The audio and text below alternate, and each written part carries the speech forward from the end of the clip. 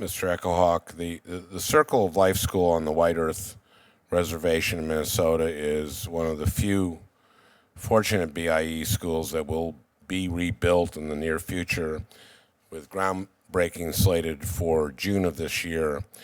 In talking to the tribe, it seems that the process for the school replacement took much longer than it should have. It was years and years.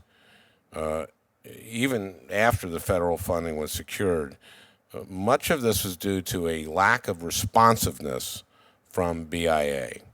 In White Earth's contact with the BIA for the school construction, the agency has 21 days to respond to each of the tribe's submitted plans for construction of the school, yet there have been many instances when the BIA has taken over 2 months to reply, and in other cases, the tribe received no comment or response at all. What are you doing to address the lack of responsiveness of your regional BIA offices?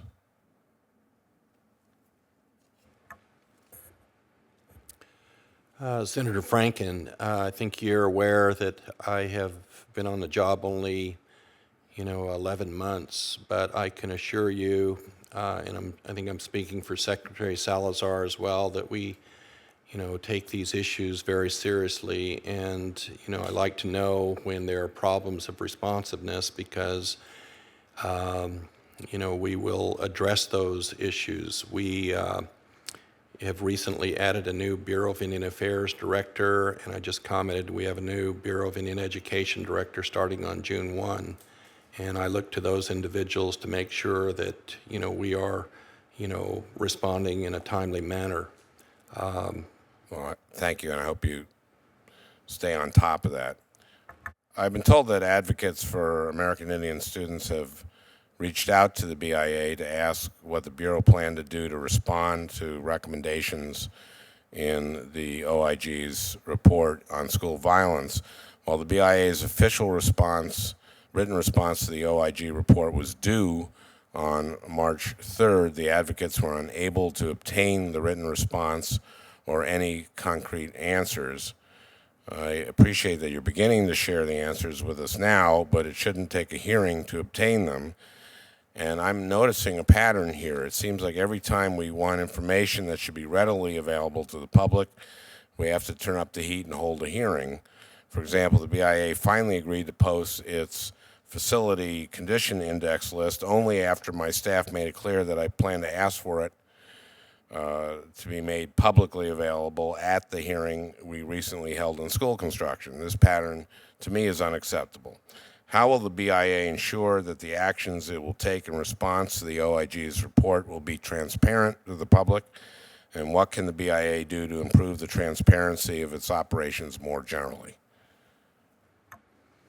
Senator Franken, I believe in transparency, and I think this issue came up at a prior time that I testified, and I can just assure committee members that I will press to make sure that we disclose the things that we should be disclosing in a timely manner. And if I just invite the committee members to call me directly if you have constituents that are contacting you and with concerns about timeliness, I can assure you that I will respond to that. We will do that.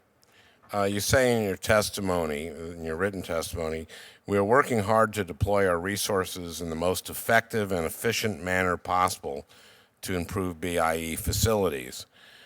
I want to address the issue of cost of replacing BIA schools. BIA's Director of Facilities, Jack Reaver, I guess who's here today, told my staff a while back that it costs approximately $30 to $50 million to replace a BIE school, and there's only $52.8 million in the president's budget for Indian school construction for this entire year.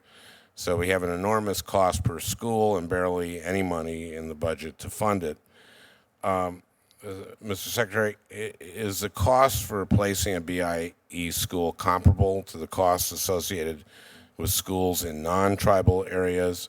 And if there is a difference, what accounts for it?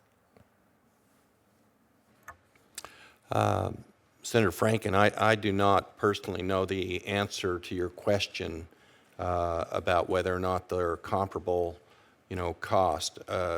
Generally, the schools that we build are in isolated areas, and I assume that that would mean that it would be more difficult, and costly to construct them. But in terms of the structures that we're building, I think I would have to defer to Jack Reaver to see if he has any comment. If the committee would like him to respond, I'd be glad to have him do so. Well, I'd love to know. I'd love to have some analysis of this because it seems like the schools are awfully expensive to build. Senator Franken, we can provide an answer to that specific question. I appreciate that, Mr. Secretary. Thank you, Mr. Chairman.